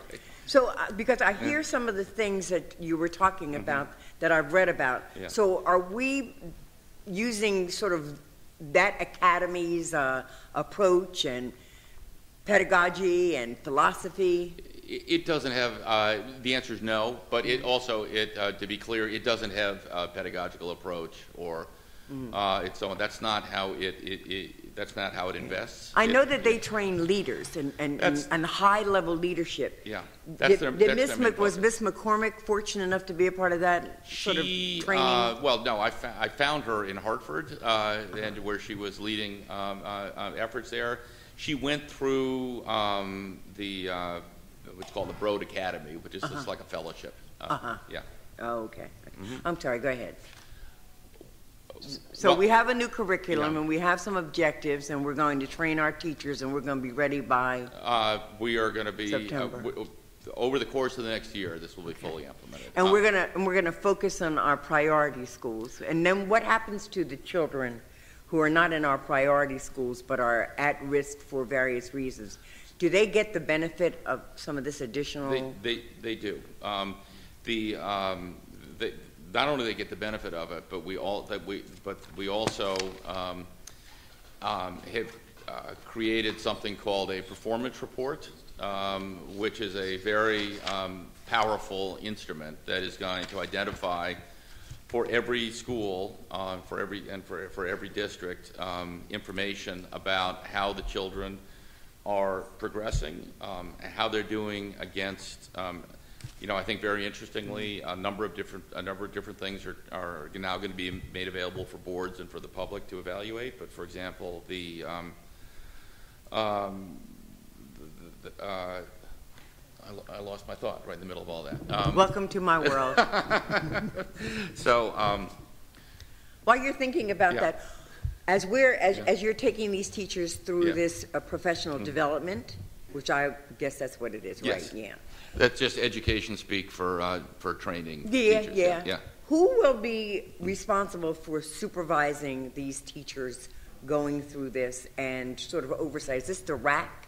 They will be for the priority schools. They will now. This is going to be done in collaboration, assuming there's collaboration to be had with the curriculum departments and the leadership of the districts. But the ultimate responsibility for these schools will be for the regional achievement centers. I guess I don't understand. At some point, we'll be evaluating whether or not there is a need for RACs and executive superintendents. Right. I'm not sure, how does this RAC relationship work with a place like Newark that has a complete takeover? And I'm not getting into the Assemblyman's area of questions specifically, but what will you be doing, what will RACs be doing in those schools that have state takeover? Right. Well, whether it's takeover or not, I don't think is an important variable. I am so pleased with the work that is already underway in Newark for the persistently failing schools. I should have asked for another district. I know. Well, we could have talked about Trenton. Yeah, could have done Patterson or Trenton. Patterson. Well, Trenton doesn't actually. I was going to ask you about Trenton because we have a monitor. Are we a takeover district? You are not a takeover district. Okay. In Trenton. No. I would have asked you about that also. Sure. What's the relationship then, or the need for the monitors and the takeover people if, in fact, we've got this new level of oversight and assistance and stuff? So let's well, maybe we'll reserve on Newark for a moment. But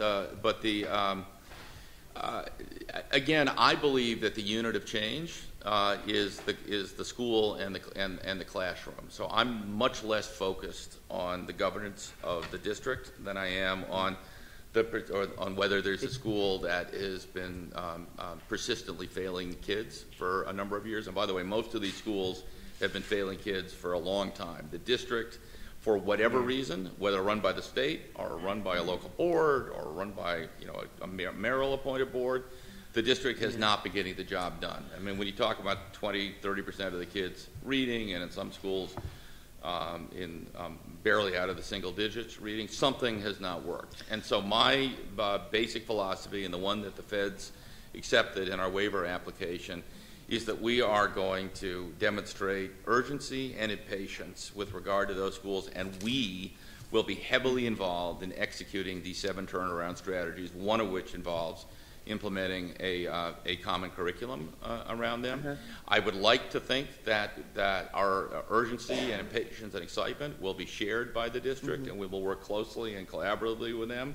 But at the end of the day, we're taking on the accountability for that. I would like very much to know what those 7 turnaround principles are, and if you don't have the capacity to rattle them off quickly, because I know the chairman is looking at me like it's almost your turn, Bond. Okay. I would like through the chairman to receive that, and By all means. I might just want to move on to another issue here. I'm glad that we're looking at what's going to happen in the classroom, and we're supporting teachers with the knowledge and the information and the help and whatever it is to get to these children. And I am happy that we are looking to ensure that there are good leaders at these schools, and principals and vice principals and whatever. I'm a strong proponent of public schools, traditional public schools. I believe we have a responsibility in that light, and I like the idea that we're going to be focusing on priority schools and helping out with focus schools. I also know that there are there are legitimate reasons for protections for teachers, and I don't seem to think that tenure has been an issue in our highest performing districts. So I don't want to throw baby out with the bathwater. I want us to reform what needs to be reformed, but not just undo a system because we suddenly think that there's no need for that kind of protection. There is. There is for teachers, there is for public workers, there just is. And there's a valid reason for that. And I would be one person that would be fighting very hard to make sure that we don't undercut that kind of necessary, responsible protection. Well, I hope we can have as Just part of our larger conversation. You and I are going to have lots of conversations. Good. I'm so glad to meet you. 2 last things. Number one is I also don't want us spending a whole bunch of money trying to change the definition of poverty, because it's almost like pornography. You know it when you see it. It may be different in Morristown than it is in Trenton.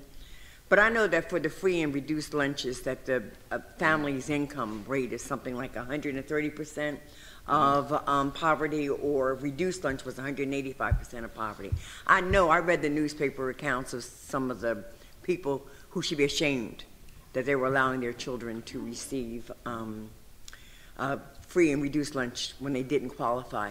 But I don't believe that the majority of the children who are receiving free or reduced lunch are indeed in that category. I don't want to see us investing a whole bunch trying to prove that it is or by the isn't. way, I agree with you. I don't think the majority is at all. I mean, the question we're asking, And the answer may be that we're not going to do anything better, or we're not going to find any better way than what we do today. Is there a more sensible system for identifying poverty? But it is with the absolute legitimate intent to fund children living in poverty, and that's the inquiry that this committee is about to undertake. And thank you, Commissioner. Mr. Chairman, I have one last question, and Mr. Larkins knew that I was going to ask him. Mr. Larkins. Good afternoon. Good afternoon. How are you? Good, thank you. What school is being built? What brand new school is being built? What schools was started last year? What school was started this year? What brand new school is going to be started, will begin construction the following year? Sure, Assemblywoman. What I'll do, and I'll try to be brief, is just run you through our active portfolio, and that will give you a sense of what we finished last year, what we anticipate finishing this year, and then what the schedule is moving forward for other projects. For new construction, not for repairs. I want to know about brand new school, because you know I've got a personal, passionate interest in a brand new school in Trenton. I understand, Assemblywoman. And just quickly, so in terms of what we completed last year, we completed 4 projects, which were underway when we joined the organization. It's the Morgan Village Middle School down in Camden. We completed an early childhood center in Pemberton, and then we completed 2 schools in Egg Harbor Communities, one in Egg Harbor City, a community school, an elementary school, and then and a significant addition renovation to the high school in Egg Harbor Township. In terms of this year, we have approximately 6 what we would consider active projects. A couple of those represent brand new schools. So for instance, up in West New York, we just received a certificate of occupancy for school number 3. I just want to take a moment and focus on number 3. Number 3 was a project that had essentially ground to a halt around the time that we joined the organization, and it really surrounded our issues with sort of excess in design. That was a school that included one of those grandiose atriums, which caused a problem for us in a number of buildings. Needless to say, we were successful in getting construction back on track. We resolved the atrium problem with DCA, and we just got the certificate of occupancy for that school. And the question now is whether or not the school district is going to occupy now or if they're going to wait until September. In terms of other active construction, another project that had run into some significant problems and had ground to a halt when we joined the organization was the Victor Moravlog School in Elizabeth. It's an elementary school, school number 21. That's another project that we were able to resuscitate construction. It looks like it's on track for completion towards the end of this year. We're actively in demolition of a school in Keansburg to make space for a replacement school, which should start shortly after the demolition is completed. We're actively in construction on a school up in Union City, the Columbus School. We're hopeful that we can get that school completed over the summer for September occupancy.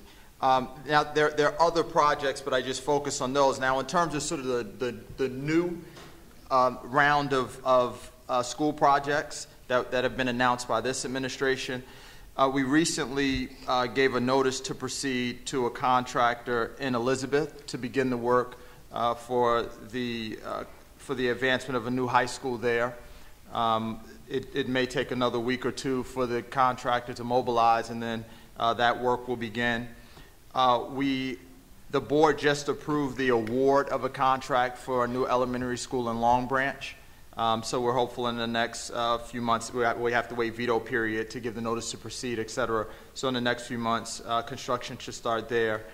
In terms of the other 8 projects that were announced last year, we have advertised for construction activity on 3 of those.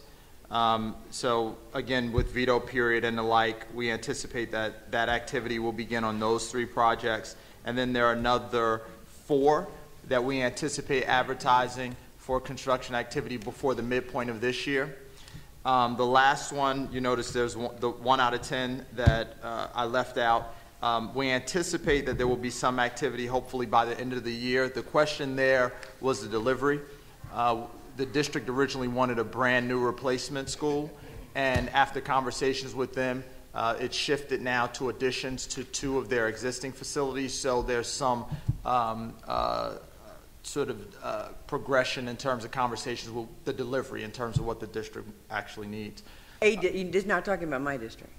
No, we haven't gotten to Trenton. Okay, when are we Yep. getting to Trenton? Sure. In terms of Trenton Central High School, the plan there now is not for a replacement school. It's for a significant improvement to the existing building. That's impossible. That's impossible and unconscionable. There's asbestos, there's leaking ceilings, there's tiles coming off the walls, there are whole corridors you can't use.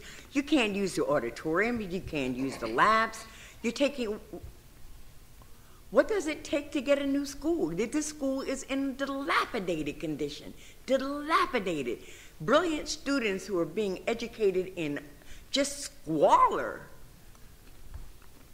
Who made that decision that school is okay to patch up as opposed to blow up and rebuild? Who made that decision? In fairness to this administration, that was a decision that I would say was driven actually by the community, Assemblywoman.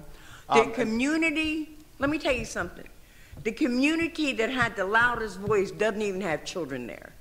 That school, people think that the building is more important than the purpose. And the purpose of that building is to educate those children in the highest technology, best environment. And I don't care if it looked like the school next door to it as opposed to the beautiful architecture that school once was. Those children need a safe school, and it's not the community's responsibility to determine whether or not that facility is safe enough or could be made safe enough and could be made as modern as it should be, Mr. Larkin. That's our job. That's your job. And I think that we really need to revisit that, because the money you'll waste trying to patch up this and patch up that and add on this, and it doesn't make any sense. It doesn't. I thought we were further along than that. And if we're listening to people who are just preservationists and don't have children invested in that school, then we're just seeking to find an excuse not to do what we need to do. Thank you. Thank you, Mr. Chairman. Thank you, Assemblywoman. We were going to break for about 30 minutes, and then we'll be back. Commissioner? Okay with you? And then we'll give everybody a break. Thank you.